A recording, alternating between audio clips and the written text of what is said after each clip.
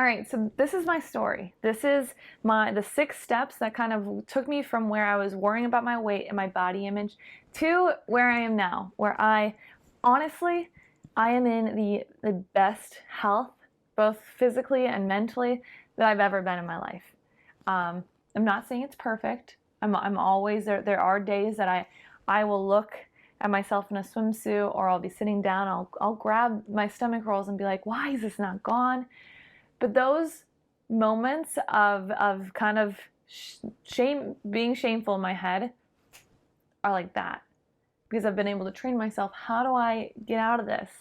And so that's where I just want to share it with you, because I know somebody is going through this, and just being able to kind of see it, that was everything for me. And that's what I was searching for, is I wanted just someone to show me how they got from where I was at to where I want to go.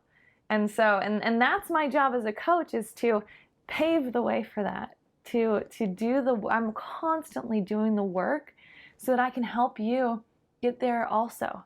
Maybe a little bit quicker than I did, because it took a really freaking long time. And a lot of hard work, a lot of tears. But so let's really quantify. So 6 steps. I really just try to be like, okay, what did I go through that really kind of, it was like stepping stones or stairs that led me to kind of not falling back and falling off track, which I felt like happened all the time before I really did more of the who am I being rather than what am I doing work, which is a lot of what I do and coach in the Total Transformation Intensive program. So number 1 is I learned to figure out to ask the question repetitively. That's not a word. What is stopping me or slowing me down from getting the results that I want? So really understanding, okay, I know that I want to lose weight. I know that I want to, and to do that, I know I need to eat healthier and work out more. What specifically is stopping me from achieving those results? Like I had to pinpoint it. I had to really look at, okay, it's not a willpower problem. That was a big mindset that I had to get over, because I feel like that is everything. Like if I wasn't following through with something, or if I was struggling with it, I felt like it was me. I felt like it was a willpower problem. And then when I was like, well, I just can't do it, then I was like, all right, I'm just not going to work out, and I'm just going to go get some Taco Bell. Like just complete self-sabotage. I had to train myself to be like, no, what's stopping me from following through? And use that as information so I could keep pushing and not get into that problem of, oh, I just can't do it. Like, why am I not doing it? I had to ask a deeper question. What specifically is stopping me?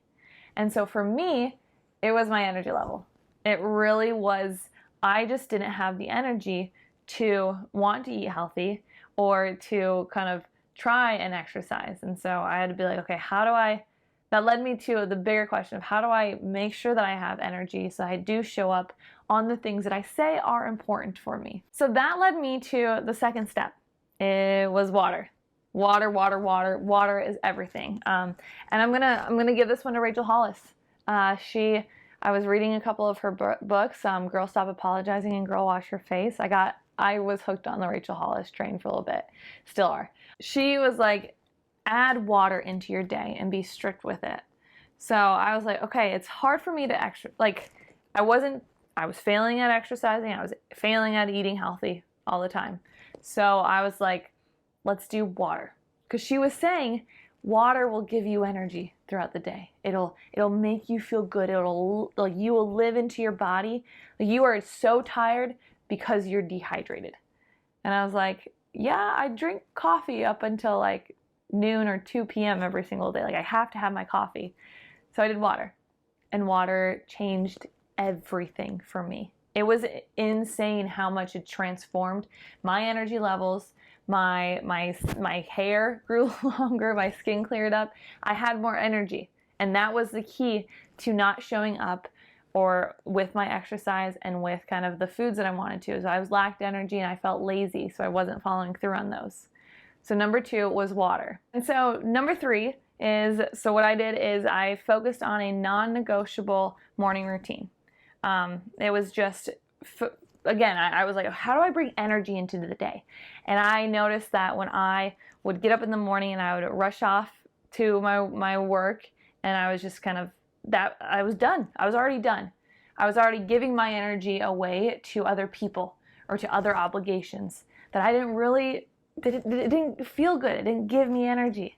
So it's a non-negotiable morning routine of just the first hour of the day. I was like, I'm going to concentrate on myself and giving myself like figuring out what activities make me feel really good and give me more energy.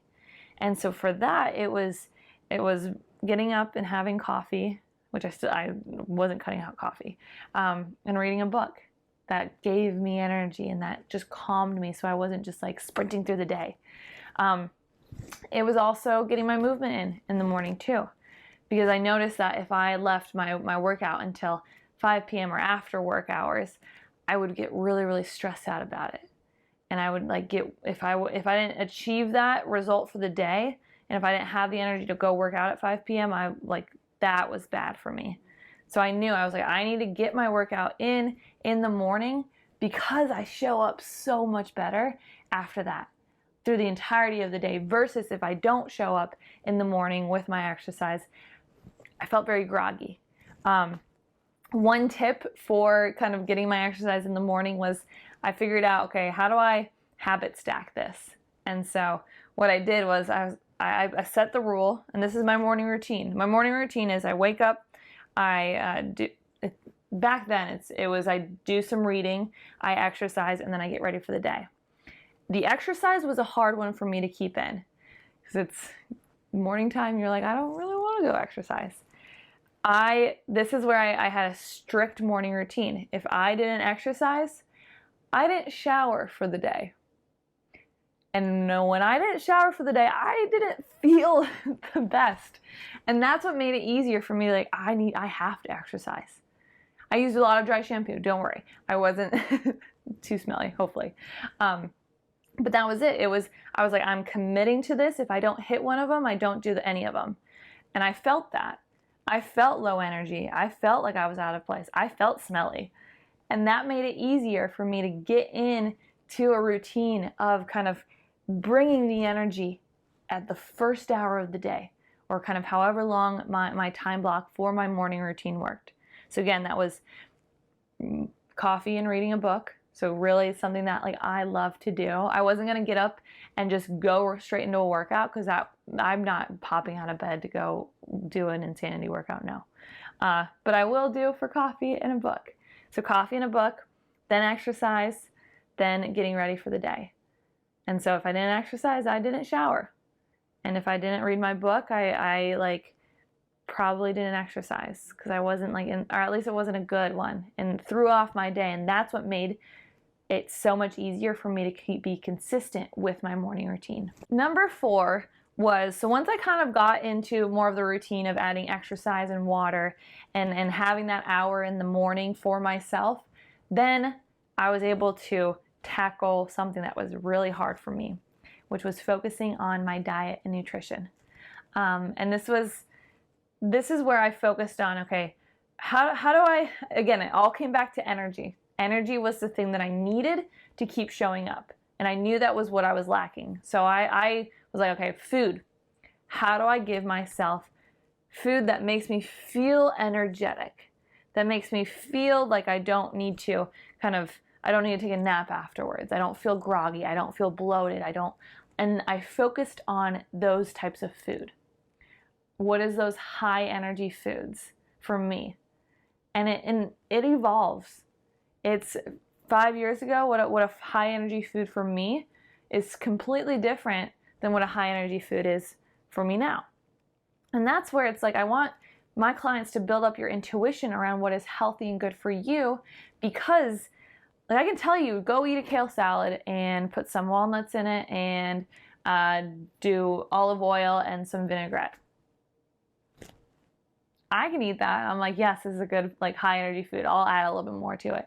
But for you right now, if you're just starting, that sounds like the worst piece of crap that I don't want to eat that. And you're not going to feel good about doing it. So figure out, what is a high energy food for you right now, where you are currently at in your health and wellness journey.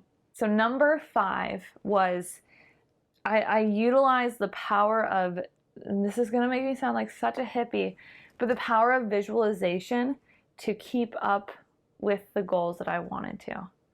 And this is where I feel so so strongly that your weight loss results and your weight loss goals should not be because you want to lose weight or because of an appearance-based reason.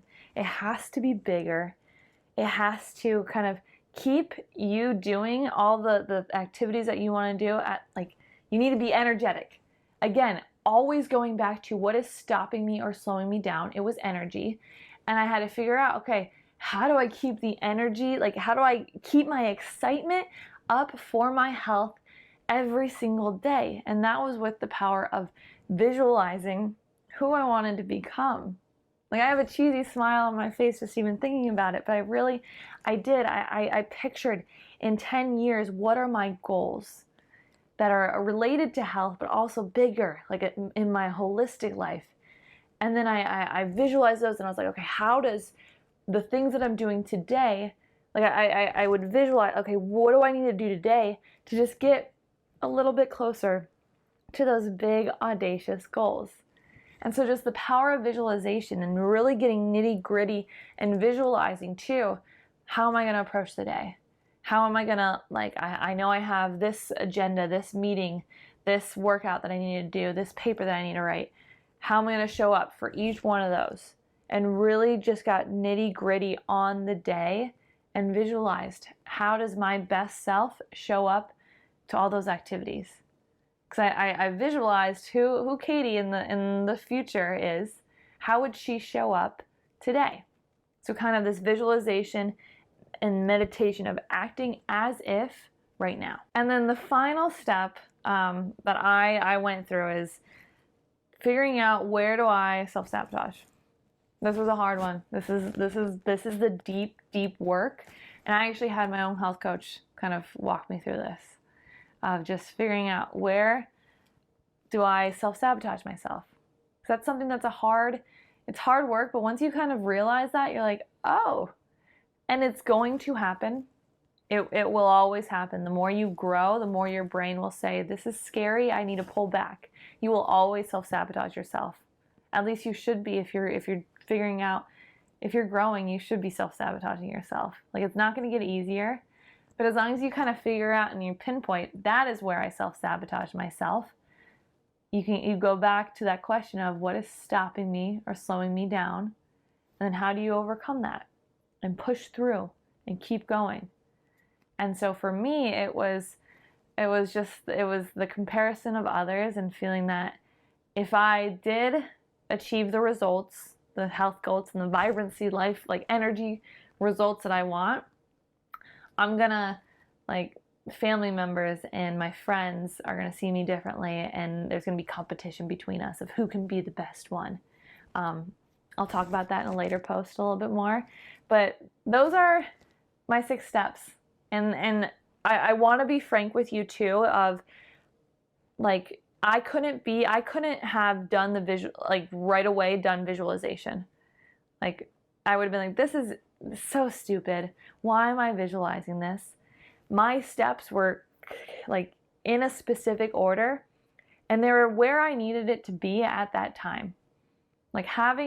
You need to have a program that has the right steps in the right order. That's what a program needs to be. It can't just give you all this stuff and say, go have at it. It needs to be the right steps in the right order, where you kind of start to see little wins. I was seeing the win of, I was getting the water. I was getting my exercise in. And then I could keep reaching for more. Once I solidified those, I could reach for more by utilizing the visualization techniques and the leveling up techniques. And then also understanding, okay, self-sabotage. That is deeper work that if I did that right away, I don't think I would have achieved the results that I have right now. So that's where, like, if you join a program, no, you need to have a program that has the right steps in the right order for your specific lifestyle and your specific goals.